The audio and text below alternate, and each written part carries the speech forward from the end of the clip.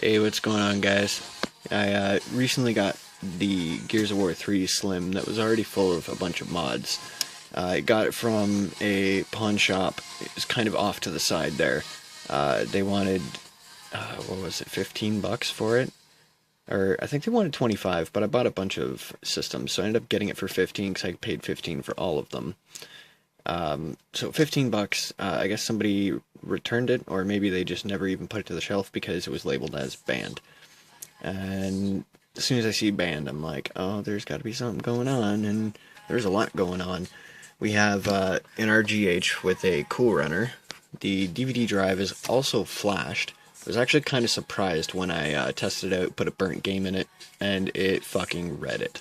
I was like, wow, okay.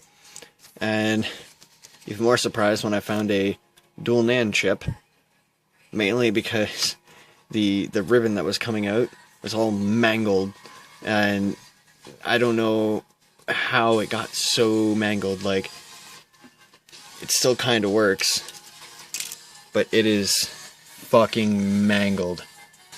So I'm gonna have to use it for now, but I'm gonna see if I can get a replacement or maybe a third-party ribbon, because this is definitely not going to be in the final build. But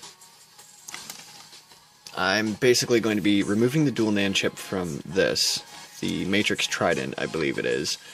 And I'm going to be swapping Trinity motherboards with another system that's about to be RGH'd.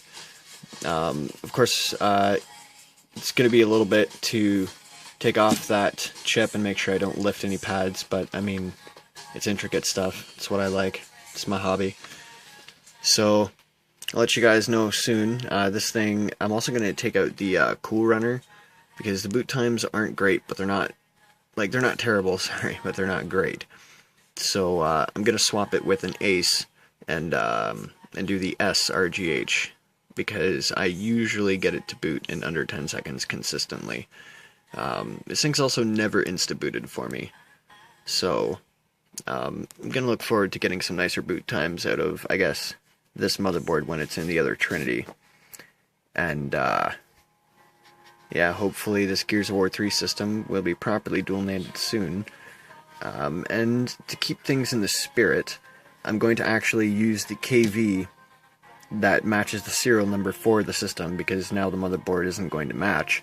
So I'm going to use the KV on the freeboot side, to keep the replacement motherboard protected, unless somebody, when I'm not home, decides to play a bad burnt game. Which I think I got rid of all of mine, to be honest. Or also, what I'm thinking is, because the serial number will be in the freeboot NAND, since the motherboard's not going to match up, it can kind of still have the spirit of the system, so to speak. So it is going to be a motherboard swap. It's kind of the same system, not really, but the freeboot side will still be running technically a donor NAND, but it is its own donor NAND, so thought that was kind of cool. But yeah, I'll let you guys know, at least with this specific Gears of War system, how it turns out shortly.